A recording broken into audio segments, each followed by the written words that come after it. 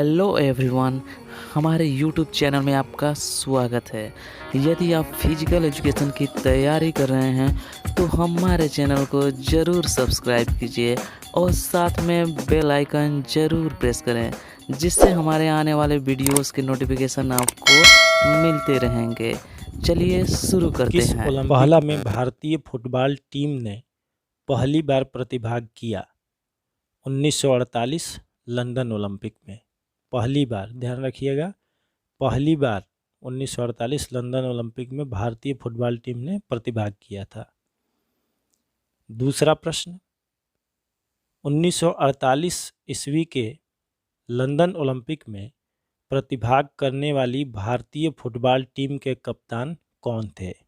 ये भी इम्पोर्टेंट है। तालिमेरन एओ, और ये उस समय मोहन बागान क्लब की तरफ से खेलते थे।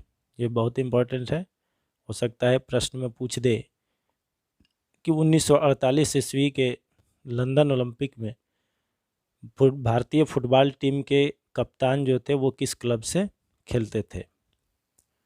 तीसरा प्रश्न, भारतीय फुटबॉल टीम किस ओलंपिक में सेमीफाइनल में पहुंची थी? 1956 मेलबर्न ओलंपिक में सेमीफाइनल में पहुंची थी, और उसके कप्तान उस समय थे समर बनर्जी। ये भी मोहन बागान क्लब की तरफ से खेलते थे, ध्यान दीजिएगा, कप्तान थे समर बनर्जी और ये मोहन बागान क्लब की तरफ से खेलते थे। चौथा प्रश्न, भारतीय फुटबॉल टीम को किस ओलंपिक में चौथा स्थान प्राप्त हुआ था? 1956 मेलबर्न ओलंपिक में ही चौथा स्थान प्राप्त हुआ था। तीसरे स्थान के जो ये मैच हुआ था, उस मैच में भारतीय फुटबॉल टीम नहीं जीत पाई थी उस मैच को। पांचवा प्रश्न, किस ओलंपिक में भारतीय फुटबॉल टीम क्वार्टर फाइनल तक पहुंची थी? 1960 रोम ओलंपिक। यहीं से भारतीय फुटबॉल टीम का ओलंपिक का सफ़र भी समाप्त हो गया, क्योंकि इसके बाद वो कभी उसके क्वालिफाइंग में पहुंचा ही नहीं। इसके कप्तान थे प्रदीप कुमार बनर्जी। ध्यान रखिएगा, कप्तान कौन थे? प्रदीप कुमार बनर्जी, जिनको सामान्य रूप से पीके बनर्जी कहते हैं।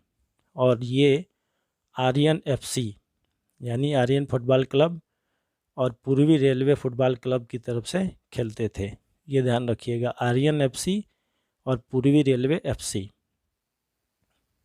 छठवां प्रश्न, पहली बार किस ओलंपिक में शुभंकर का प्रयोग किया गया?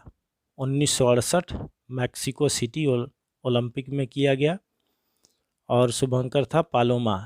अब इसमें ध्यान दीजिएगा कि ये अनाधिकारिक तौर पे था, आधिकारिक तौर पे नहीं था, अनाधिकारिक तौर पे था। सातवां प्रश्न, किस ओलंपिक में शुभंकर का प्रयोग आधिकारिक तौर पर किया गया? 1972 म्यूनिख ओलंपिक में। छठा प्रश्न और सातवां प्रश्न, ध्यान दीजिएगा, छठे प्रश्न में था कि पहली बार ओलंपिक शुभंकर का प्रयोग किया गया 1968 मैक्सिको सिटी ओलंपिक में, लेकिन वो अनाधिकारिक तौर पे था, और जो 1972 में प्रयोग किया गया शुभंकर का वो आधिकारिक तौर पे था। और 1972 म्यूनिख ओलंपिक में जो शुभंकर था उसका नाम था वाल्दी, जो एक तरह का शिकारी कुत्ता था। आठवां प्रश्न, ग्रीस यानी यूनान का स्वतंत्रता दिवस कब मनाया जाता है? 6 अप्रैल को।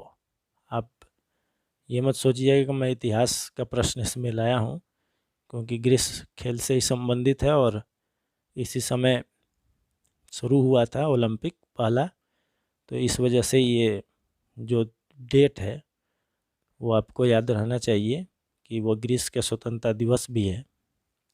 अगला प्रश्न यानी 9वां प्रश्न, आधुनिक ओलंपिक खेल में मैराथन दौड़ किसके याद में आयोजित किया जाता है? तो वो नाम है फिडिपिडस का, जिसको फेदिपिड्स भी कहते हैं या फिडिपिड्स भी कहते हैं। तो इसमें इसका भी एक इतिहास रहा है कि ये दौड़ क्यों आयोजित किया जाता है, फिडिपिड्स कौन है। आप में से बहुत से लोग जानते भी होंगे, बहुत से लोग नहीं भी जानते होंगे। जब यूनान के साथ युद्ध हुआ था तो यूनान उसमें विजेता हुआ, तो उसकी सूचना यूनान वासियों तक पहुंचानी थी, तो ये जो सैनिक था उस मैराथन जो युद्ध का जो मैदान था वहाँ से दौड़ करके और यूनान में ये सूचित करने के लिए गए और ये वहाँ पहुँच कर के शुभ समाचार दिए और कुछ समय के बाद ही इनकी मौत हो गई। तो इसी वजह से इनकी याद में ये दौड़ आयोजित किया जाता है।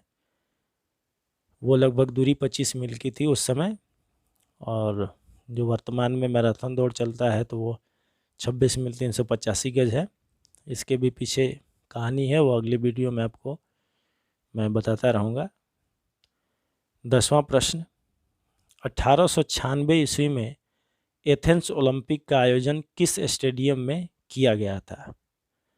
तो जो पहला आधुनिक ओलंपिक खेल हुआ था उस स्टेडियम का नाम था पैनाथिनाइको या पैनाथाइनिको। बहुत सारे नाम सामने आते हैं, वैसे आपको ध्यान रखना है पैनाथिनाइको।